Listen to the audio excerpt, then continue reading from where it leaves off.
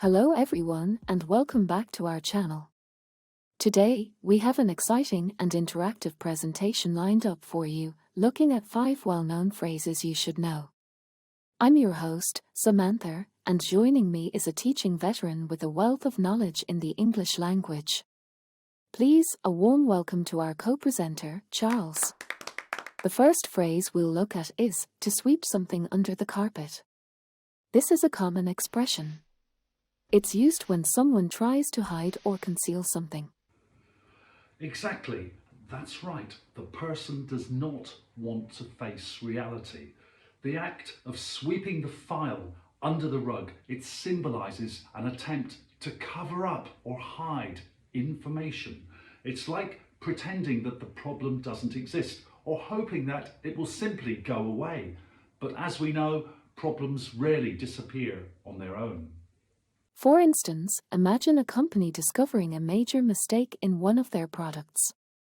Instead of addressing the issue and finding a solution, they might choose to sweep it under the carpet to avoid negative publicity or financial losses. In conclusion, the phrase to sweep something under the carpet serves as a reminder to confront problems head-on, rather than attempting to hide them away. Now, the next phrase we will look at is, a leopard never changes its spots. Over to you, Charles. The phrase, a leopard never changes its spot. It's an idiom that means a person's basic character traits are unlikely to change over time. They are likely to behave consistently regardless of their circumstances or attempts to change. If we look at this clip, a prisoner is released from prison. He had been convicted of theft by the judge and had been sentenced to 3 years imprisonment.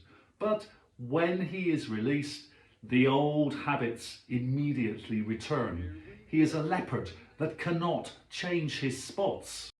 And what about an example of this, Charles? Sure. So there are 2 people and they're talking about their friend John, who has been married and divorced 5 times, if you can believe that. And the first person says to his friend, I hear John is getting married again. And his friend says, well, I hope it's going to last this time. And the other guy says, well, a leopard never changes its spots. I'm not sure John is going to be successful in this marriage either.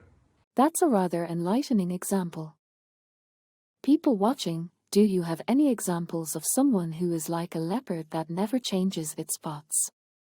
Please comment to us, and we will reply. Okay, viewers, if I could kindly ask, if you are enjoying this video, please subscribe and like it. It really helps our efforts to produce more. Now, shall we move on swiftly to our next expression, to whitewash over something? Charles? Certainly. Well, in the clip, the character, who I think is called Janet, is trying to conceal some files she does not want anyone to see. She's physically painting over the files. We call it whitewashing. She's whitewashing over the files. It's a dark situation which is made pure. Okay, so let's look at another example. Alex and Emily are having a conversation, and Alex says, did you hear about the recent scandal involving the company's bad practices?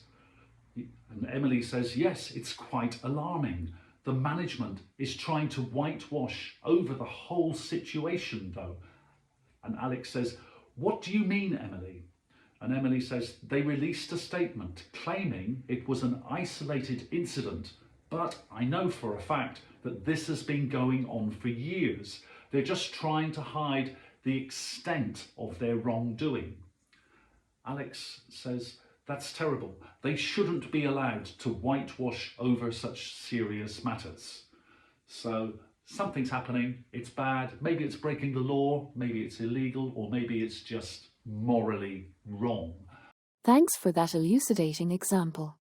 Now, let's look at this phrasal construction, beggars can't be choosers. Beggars can't be choosers. It's a saying that means when someone is in a desperate or perhaps a disadvantaged or uncomfortable situation, they should not expect or demand a lot of options or preferences. I would really like another job. Perhaps later.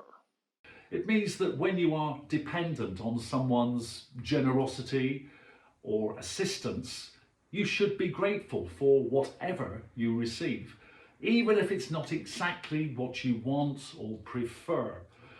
So, for example, two people are speaking, and the first person says, "Can you believe they gave me a sandwich instead of a pizza? I specifically asked for a pizza."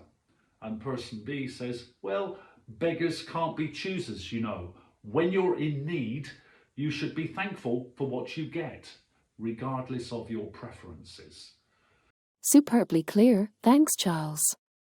Well, the final phrase of today is "a problem shared is a problem halved." I feel that that is a very true saying. Charles, what do you think? Yes, I agree. The saying, "a problem shared is a problem halved," means that when you talk about your problems or difficulties with someone else, it can help you feel less overwhelmed, troubled, depressed perhaps. I am sure everything will be fine soon. By sharing your thoughts with another person, you're able to gain their support, their advice, or just their company, or see things from a different point of view. This can help you find solutions or answers and reduce the stress of the situation. The simple act of sharing your problem with someone can make it feel like the problem has been, well, halved. And this makes it easier to manage. Yes, we can look at a quick example of that. Again, there are two people, person A and person B, and the first person says, "I can't believe I forgot my best friend's birthday. It's today."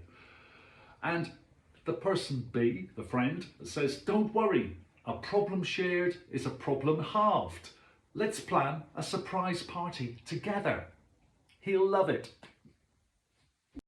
Another precise explanation that really hit the nail on the head. Right, so now let's move on to a short test for all of you to confirm you have remembered these expressions. Number 1. Where will you find a secret someone wants to hide with a broom?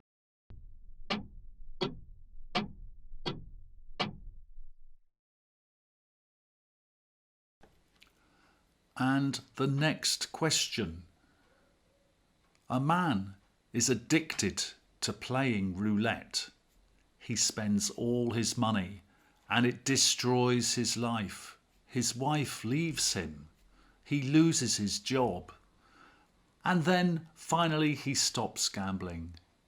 He doesn't go into the casino for 20 years. But then one day, temptation pulls him into the casino, and again he becomes addicted to gambling, losing everything. His friends are talking about him in the pub. What do they say?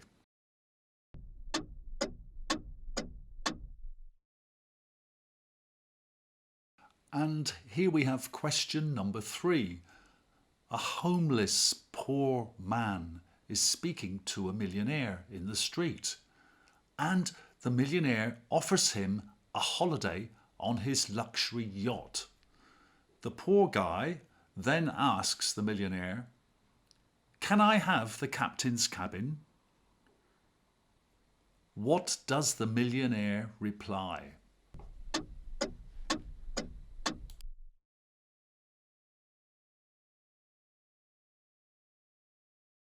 And the next question is this: what do you call it when someone tries to cover up or hide something from others by making everything seem fine?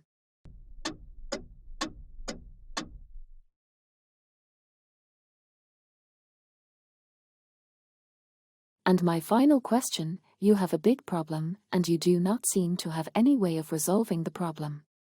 Then you remember your friend who is always such a good listener. You go to visit her and talk about your worries. You suddenly feel much better. Which phrasal expression describes this situation?